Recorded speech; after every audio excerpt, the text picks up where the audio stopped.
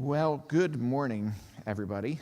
I hope you all enjoyed walking outside, smelling fresh air. I love the fall air, and it's been absolutely gorgeous. It's been beautiful.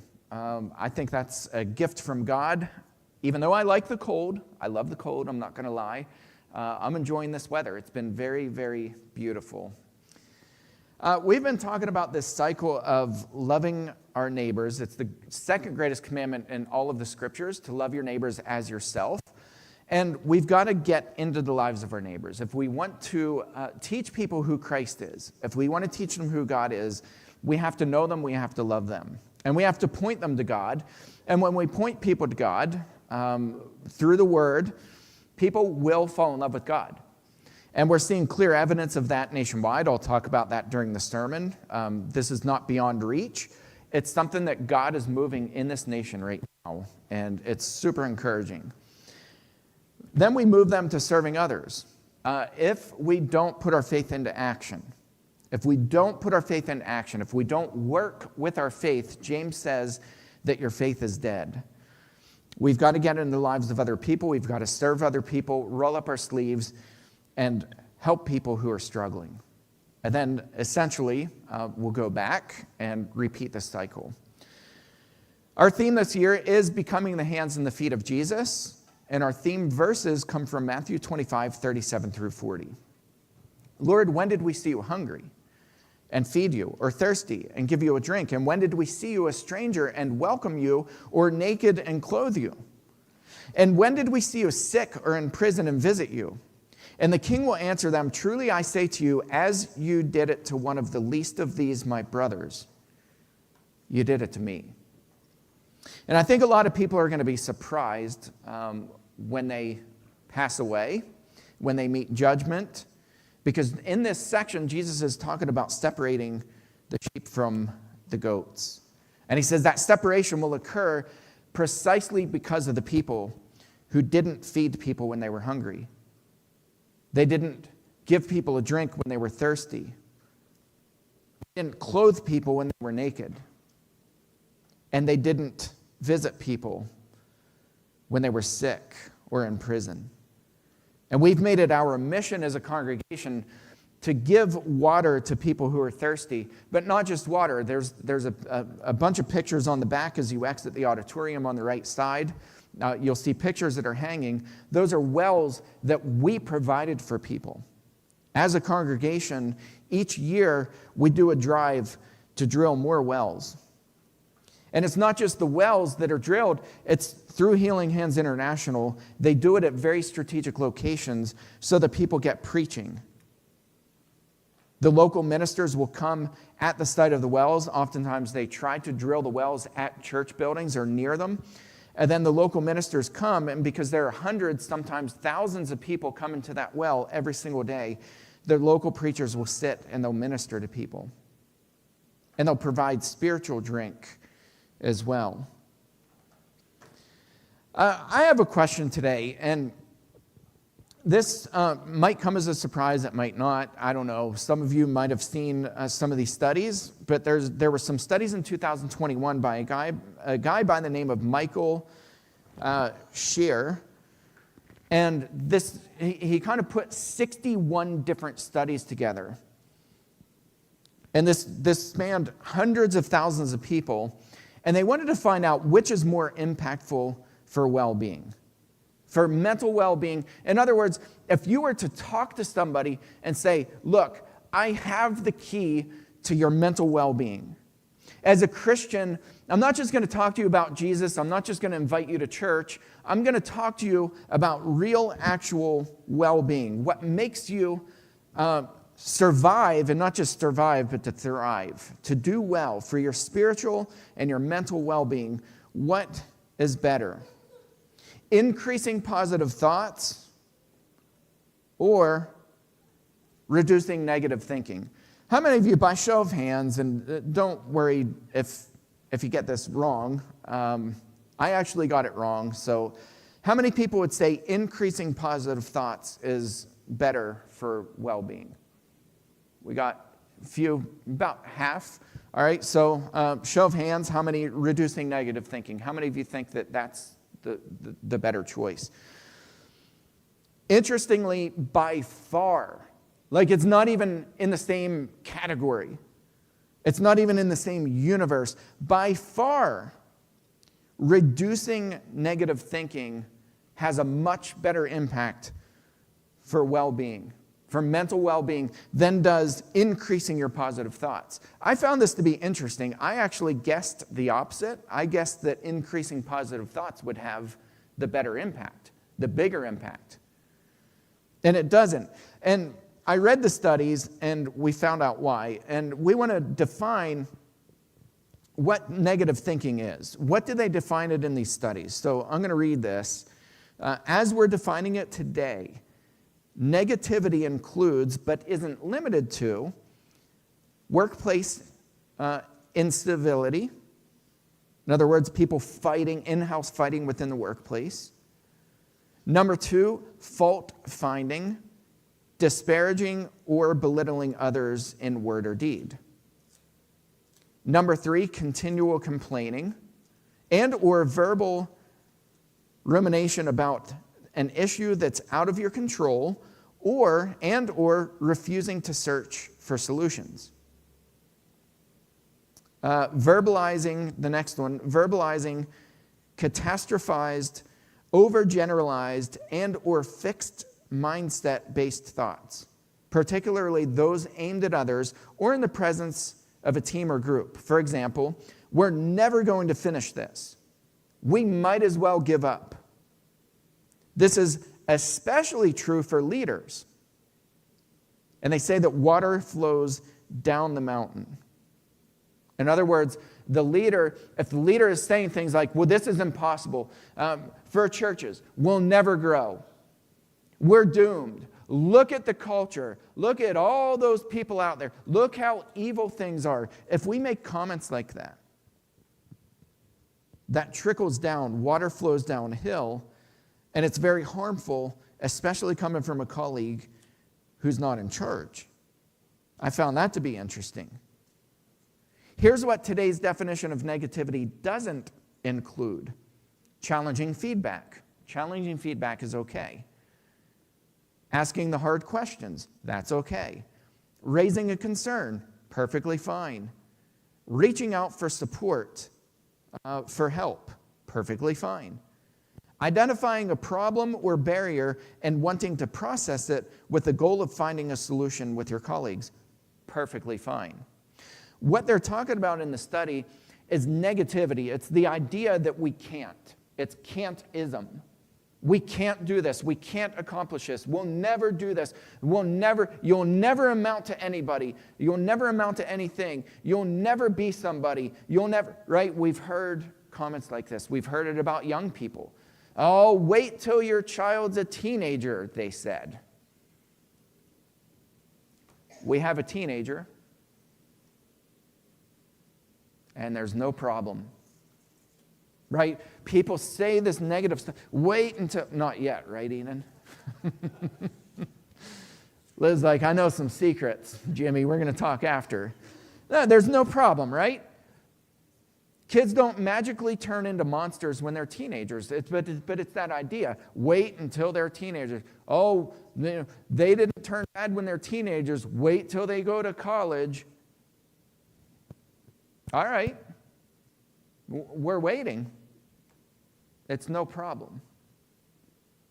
It's that negativity, but by reducing the negative thinking, it allows us to actually process things and grapple with them. There was a teacher once who came up with this idea, and this was in the context of just facing challenges, not necessarily bullying per se, but it was just facing challenges, the challenging things that the kids tend to say to each other, and kids sometimes don't think, and not just kids, this is adults too, they don't think before they talk, right? And they'll say something that's damaging to somebody else and not realize that it's damaging. So the teacher said, I want every single student to think of at least one thing that was said to you that really hurt you, that really had an impact on your life. And I want you to think of that one thing, or if there are multiple things, I want you to take 1 tomato for every single thing that was said to you, that you can remember that not just negative things, but something that actually impacted you, that it affected the way that you do life. It crippled you, or it did something that set your life on a different path because something negative was said to you. I want you to think of those things, and for each one of those, put a tomato in a backpack. And I want you to bring that backpack to school the next day. And so the kids did that, and some backpacks had 1 tomato in it, and some had multiple tomatoes in it. Some people had them just filled to the brim. And the teacher said, okay, the next step is, I want you to keep these tomatoes in your backpack for the next 2 weeks. I don't want you to take them out for any reason whatsoever. They need to stay in the backpacks for the next 2 weeks. I want you to bring it home and bring it back to school. Well, after about a week, the kids were bringing their backpacks to school, and some of them had some acidic drippings coming out of the bottom of them. And the smell started to stink a little bit for some of the backpacks. And the students said, we can't keep doing this. And the teacher said, oh, yes, you can. That's the assignment. For the next week, you need to keep bringing your backpacks back. They got partway into that next week, and some of the students were begging the teacher, saying, can we please empty out our backpacks? It's going to ruin them. It stinks. We can't stand the smell. We don't like that as we walk down the hall, there's stuff dripping out of the backpack. And so the teacher said, all right, everybody can take their backpacks, take them out, to the yard, dump them out, clean them out, wash them, and you got to cleanse your backpack, and then you can start putting your regular stuff back into the backpacks. So the object lesson was that you can fill your backpack with all kinds of good things. You can put fresh fruit in it. You can put teddy bears in it. You can put baby Jesuses in it. You can fill your backpacks with good things, but until you remove the rotten things from it, until you deal with that stuff and remove it, those good things get overshadowed, don't they? And there are a lot of Bible verses that talk about this, and yet we live in a world where routinely Christians will try to sprinkle Bible verses on people to make them feel better without actually addressing the bad things that are going on in their life. And I think it's a mistake. I think we do it after funerals or even at funerals. We try to make people feel better, and we'll give them a couple Bible verses on hope as if that's going to, filling them up with good things is going to make them feel better. We do it at church services. A lot of churches are all about drawing people in. If we just have this incredible worship experience, if we fill it with all positivity and don't talk about anything negative during our worship service, people will come. It will draw people, and the church will grow and grow and grow. Guess what? We found that it, in fact, does work, but it works for a short time. Eventually, those churches fizzle out, even the mega churches. There are many mega churches that have closed their doors because they drew in these massive crowds by using positivity, and eventually people realize, hey, we're not dealing with real life stuff. We're not dealing with our issues. We're not dealing with the problems that we have in life. And so I want to talk about what's happening right now in our nation, and then we'll get into our scriptures here, but what's happening in the nation right now, because I've heard a lot of churches who trash the culture. Oh, look how far we've come. Look at how bad our culture is. Look at the young people and the things that they're into and the things they believe, and on and on and on and on and on that list goes. We hear it in the news. The news is nothing but a loop, a constant loop of negativity. Just negativity, negativity, negativity. The nation is so divided, right? We hear that all the time. The nation is so divided, people can't come together. Don't go into the cities. My goodness, it's not safe. You know what's happening in Chicago right now? I'm not talking about the protests and things like that. You know what's happening in Chicago right now? Revival. On October 25th in Chicago, there is a massive event planned where tens of thousands of people are going to gather in Chicago, and they're going to be praying over the city, and they're going to be praying for each other, and they're going to have worship music. This is happening at college campuses all across the nation. It's happening at Yale. It's happening at Harvard. And you know what people are doing? They're not just coming together and they're worshiping. They're being baptized by the thousands. Every single day, right now in the United States, people are being baptized. They're coming to Christ. They're worshiping on state campuses. This is not private Christian universities, though it is happening there too. But these are at state schools. These are at your party schools. West Virginia University, the biggest party school supposedly in America, you know what's happening there? Revival. George Barna, the Barna Research Group does studies, and I've been following George Barna for a really long time. Since I was in graduate school over 20 years ago.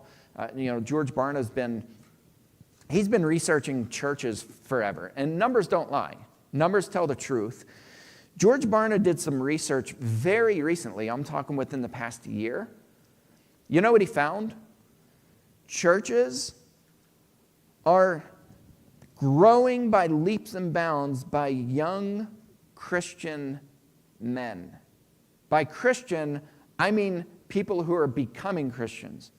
Gen Z and millennial men are coming back to churches in, quote, numbers that at the Barna Group we have never experienced since we've been tracking church attendance.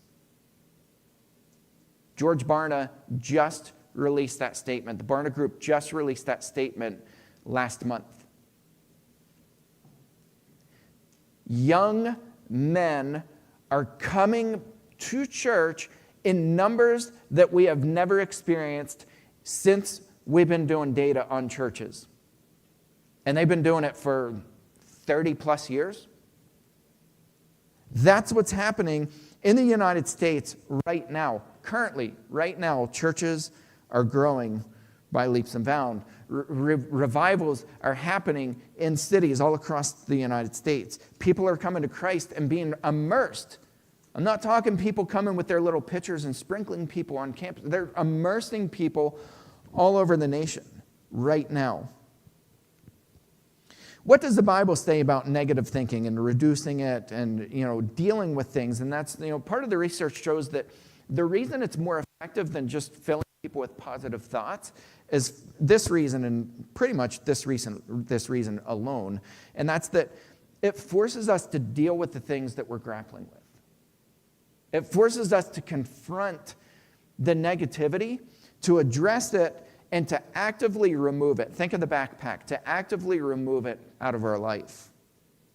Philippians 4 through 8 says this. Rejoice in the Lord always. Again, I will say rejoice. Let your reasonableness be known to everyone. I love that. Let your reasonableness be known to everyone. The Lord is at hand. Do not be anxious about anything, but in everything by prayer and supplication with thanksgiving, let your requests be made known to God. And the peace of God, which surpasses all understanding, will guard your hearts and your minds in Christ Jesus. What's he saying? Essentially, if you let your requests be known, if you talk to God, if you talk about your problems, if you pour your heart out to God, he will guard your hearts and your minds. He's not saying, forget about all that stuff and just think positive thoughts. That's not what he's saying. Paul's saying, God will help you address the issues that are happening in your life. He will guard your hearts and your minds from all this negativity and all this bad stuff that's happening in your life and in the world. Finally, brothers, whatever is true, whatever is honorable, whatever is just, whatever is pure, whatever is lovely, whatever is commendable, if there's any excellence, if there's anything worthy of praise, think about these things. Mark chapter 7, this is really fascinating because the Pharisees had come to Jesus and they were mumbling and they were griping. They were really good at that, by the way. They were professional gripers. But they were complaining because Jesus' disciples started to eat some food. They start devouring food, and they didn't wash their hands ceremoniously. And I say ceremoniously because it was a ceremony that was passed down by the elders. It wasn't required by the law of Moses. In the Old Testament, it's not required that you wash your hands ceremoniously. But the elders said, you know what? We're going to start this tradition, and we're going to wash everything. Couches, the couches that you sit on, the tables, the utensils, your hands, your face, your everything. We're going to ceremoniously wash you and cleanse you. And if you don't do that as a Jew, you're out. You're sinful, you're wrong, and we will disband you or ban you from eating at the table. And so they're talking about this, and Jesus confronts them about that. And he's like, wait, you guys neglect the actual law in order to protect your traditions. And he says, you anything that's owed to your parents in way of inheritance, right, taking care of your parents as they age, you call that korban, which means for God. And what they would do is they would label that money, the younger people would label that money as korban, which meant, hey, this is God's money, so we don't need to give that to our parents. And then you know what they would do with that money? They wouldn't give it to God. Just a little hint. They would keep it for themselves. It was their way of skirting an actual law in the law of Moses that says you need to take care of your aging parents. So Jesus is like, you're neglecting all the law and you're treating each other really poorly for the sake of these traditions. So then he does this, and he calls the people to him again, and he said to them, hear me, all of you, and understand. There is nothing outside a person that by going into him can defile him, but the things that come out of a person are what defile him. And when he had entered the house and left the people, his disciples asked him about the parable. And he said to them, then are you also without understanding? Do you not see that whatever goes into a person from outside cannot defile him, since it enters not his heart but his stomach, and it's expelled? In case you're wondering, he is talking about food and poop. You eat it, your body expels it. That can't make a person unclean. Thus he declared all foods clean. But then he goes on and he said, what comes out of a person, and he's talking about up here and here, what comes out of a person is what defiles him. For from within, out of the heart of man come evil thoughts, sexual immorality, theft, murder, adultery, coveting, wickedness, deceit, sensuality, envy, slander, pride, foolishness. I picture Jesus like after all this going, like he's spitting all these things out. All these things come out of your heart. These are the poison that are inside of you. And then he says, all these evil things come from within and they defile a person. So what's the conclusion? His conclusion is, it's implied, take that rotten fruit out of you. You can put all these good things inside of you. You can put good thoughts. I'm going to listen to Christian music, and that'll take care of what happened this past week. No, it won't. No, it won't. We've got to remove the negativity that's in our heart, that's in our mind, that's in our soul. We've got to remove it. And then goodness will come from our hearts. 2 Corinthians 10, 2-5, Paul says this, I beg of you, listen to his language. This is interesting. I beg of you that when I'm present, I may not have to show boldness with such confidence as I count on showing against some who suspect us of walking according to the flesh.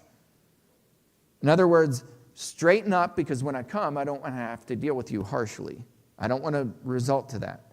For though we walk in the flesh, we are not waging war according to the flesh. For the weapons of our warfare are not of the flesh, but have divine power to destroy strongholds. We destroy arguments. He's not saying we sprinkle people with Bible verse dust and we make them happy. He's saying, no, no, no. We come into the world with boldness. We destroy arguments and every lofty opinion raised against the knowledge of God, and we take every thought captive to obey Christ. We wrestle with our thoughts. We take it captive. We wrestle control of those bad thoughts, those negative thoughts, all the stuff that's pulling us away from Christ and the truth. We wrestle those, and being ready to punish every disobedience when your obedience is complete. Do not be conformed to this. This is in Romans 12:2. Paul says, do not be conformed to this world, but be transformed by the renewal of your mind, that by testing you may discern what is the will of God, what is good and acceptable and perfect. It's not until you transform your mind and you remove the negativity that, one, you can actually discern what the will of God is. You know why? It's not that it's not clear. God's will is very clear in the Bible. But the negativity clouds our view of what God's will is. We read it and we're like, yeah, I know what the will of God is. But man, this world's doomed. We're all in trouble. Our kids are in trouble. I don't even want to raise kids right now. I've heard people say that. They're like, pat on the back, buddy. Good for you for raising a kid in this generation. I would never do it. I'm like, you're missing out. You're missing out. When we remove that negativity, we see clearly what the will of God is, and it's beautiful. It's wonderful. God is alive as much now as he's been since the beginning of time, since creation. God is alive. We'll be able to test and discern what the will of God is. We'll be able to know what is good and acceptable and perfect, but only once we remove all of this negativity from us. We allow our minds to be transformed. It's a renewal of our minds. That's your message for today. I hope that encourages you. Think about all the negative things that have affected you, that have stopped you, that have slowed you down, that have put you in a place where you just feel crippled. Think about those negative things that were said to you and forget about them. I know it's hard to do, but put them aside, deal with them, confront them, and start replacing them with finding out what God's will is, his good and perfect and acceptable and his holy will, and know that God is alive and well right now. I'm telling you, there are millions, and I'm not exaggerating here, there are millions of people right now who have never had any background in Christianity whatsoever who are turning to Christ right now in this country. Our young people are leading this movement. And it's a breath of fresh air. And buckle up, because it's going to be an interesting ride in our generation, and I mean that in a good way. Find somebody to encourage this week. Invite people in. We need to be very actively inviting people in and introduce them to God and to Christ. Be blessed this week. If there's anybody who's not yet taken the step to put Christ on a baptism and you're ready, or if you have prayer needs, we'd encourage you to come up. We're all going to stand and sing a song together. Eric?